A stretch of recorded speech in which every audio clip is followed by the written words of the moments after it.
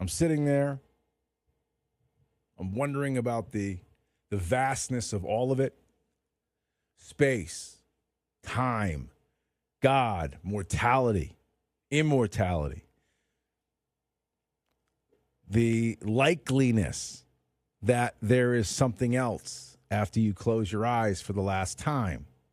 You wrestle with these things because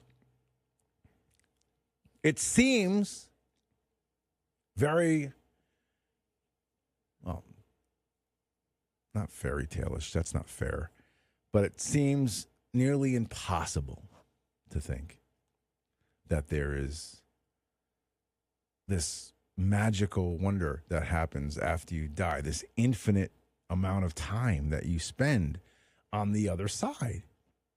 That makes sense? That was what I was wrestling with. So if this world, this planet that we're sitting on is 8 billion years old, and it has a lifespan of 14 or 15 billion years, and you die tomorrow, you go someplace and drink tea and hang out with the Almighty and everyone else who has passed before you forever, which means that you would look down on the planet for the next X amount of billions of years until the sun engulfs it and this entire solar system collapses on itself into a giant black hole. And then what? We just hang out together in the vastness that is space? Of course, I want to believe all this. But this is the struggle that all of us have. All of us have. Well, I know there are going to be people who tell me that that's not true. Most of us have. In the middle of the night, when we wrestle with mortality and we wrestle with the inevitability of all of it. And I thought about the calculation. Think about this. There's this idea, and you see it sometimes on the internet. It's very powerful. And it's very,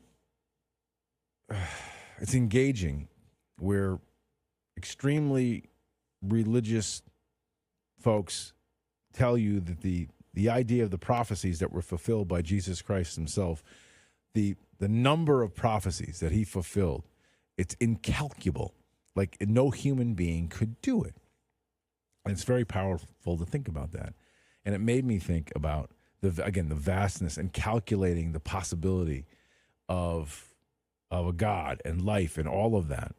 And if you think about it, like to calculate the odds that life on not only this planet exists, we've talked about how all these different things have to converge in order to get life like we have it now. Like, so the odds again for that to happen are incalculable almost. From wherever we all began to now, you would think, oh, how do you come up with that? It seems like it's infinity to one. How do you do it? But then you think about how big space is. And you think about the idea that we don't even know how big it is. We're just making an assumption. It's infinite. It goes on forever, which means we don't know how many solar systems and galaxies there actually are. We say trillions. It could be, there's no number we can put on that. So the randomness of all things colliding to create the perfect place, Earth, for us to survive, it's not incalculable. It's entirely possible when you think about the infiniteness of everything. All right. What got me thinking about this? There was a piece of audio I listened to. You're probably not going to like it.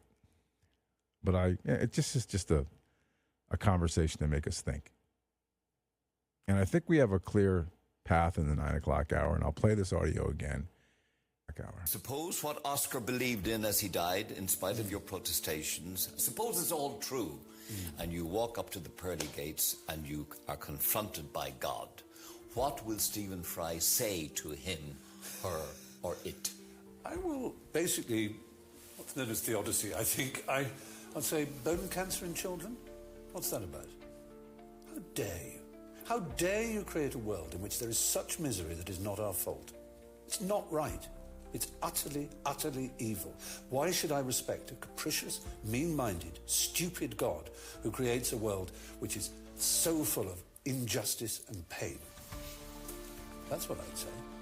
And you think you're going to get in on No, that? but I wouldn't want to. I wouldn't want to get in on his terms.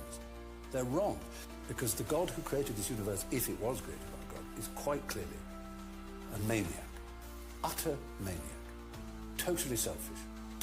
We have to spend our life on our knees thanking him? What kind of God would do that? Yes, the world is very splendid, but it also has in it insects whose whole life cycle is to burrow into the eyes of children and make them blind. They eat outwards from the eyes.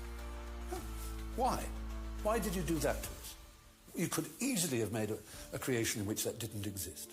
It is simply not acceptable. So that also, again, feeds into the idea of how and why. And that actually, I think, props up my thought, which is, if there is a God, and I hope and pray that there is a God, it has to be a God possible for us. But it seems like it would make more sense that if there's a God, like a top, he spun us and then went on to do other things. And it can't be that he's here 24 hours a day, 7 days a week, knows every hair on your head, knows every hair on your face, knows every thought that you've had or will have. It can't be that. Otherwise, why would you do the horrible things? Why would kids get cancer? Why would that happen? It can't be the built character. That can't be it. Do you all wrestle with this idea? When you're by yourself inside your own head in the middle of the night?